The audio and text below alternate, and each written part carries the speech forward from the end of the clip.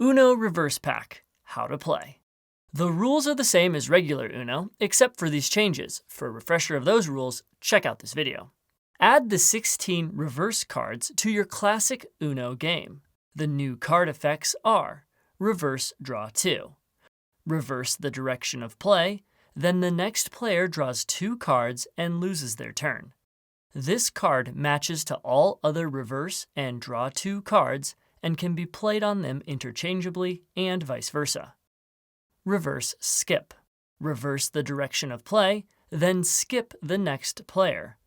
This card matches to all other reverse and skip cards and can be played on them interchangeably and vice versa. Wild Power Reverse. This is a wild card. Reverse the direction of play, then pick the color, then take another turn. Wild No You. This is a wild. You can play this card in response to any action card that makes you draw cards, forcing the player who played the action card to draw the cards instead. Then, you pick the color that resumes play, and play continues to the player after you. You may also play this card as a regular wild. If you do, reverse the direction of play, then pick the color.